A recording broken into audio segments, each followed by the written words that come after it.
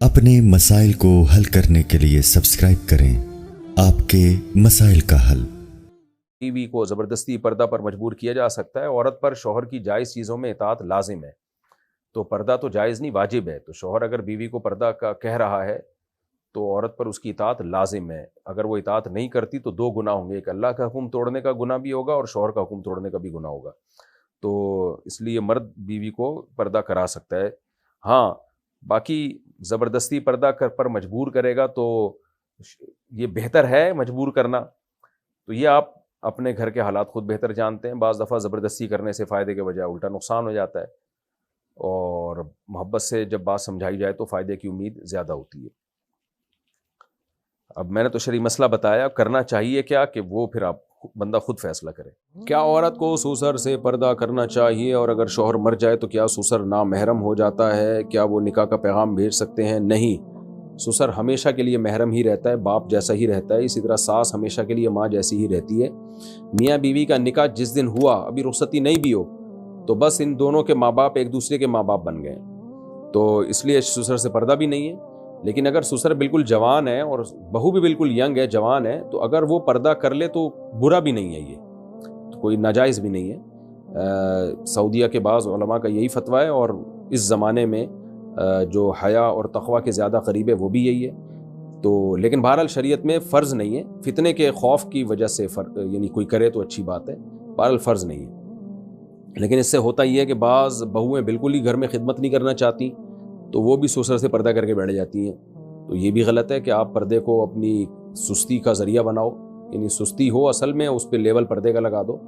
तो बहरहाल ससुर है बाप की जगह ही महरम है, नामहरम नहीं है, लिहाजा शरअन उससे पर्दा वाजिब बहरहाल नहीं है।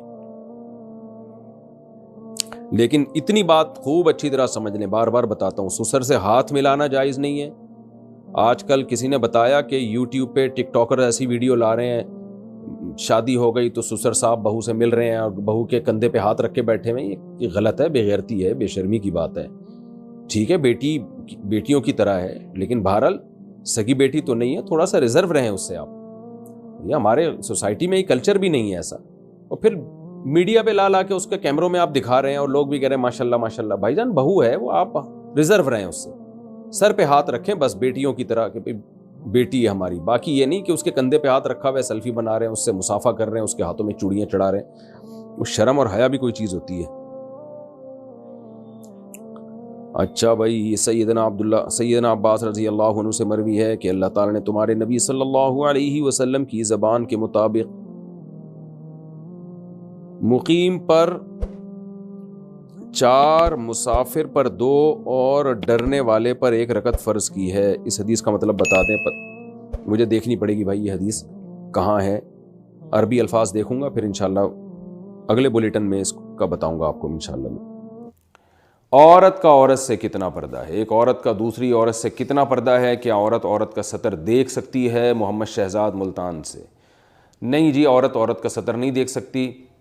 औरत का औरत से उतना ही पर्दा है जितना मर्द का मर्द से पर्दा है, नाफ से लेके घुटनों तक, और उसकी कमर भी उसमें दाखिल है, सतर में दाखिल है। इसके अलावा जो जिस्म है वो एक औरत का औरत से पर्दा सतर में तो दाखिल नहीं है, लेकिन हया के बहरहाल खिलाफ है कि उसको किसी औरत के सामने अपनी बाकी बॉडी को ज़ाहिर किया जाए। सतर में इतना हिस्सा दाखिल है।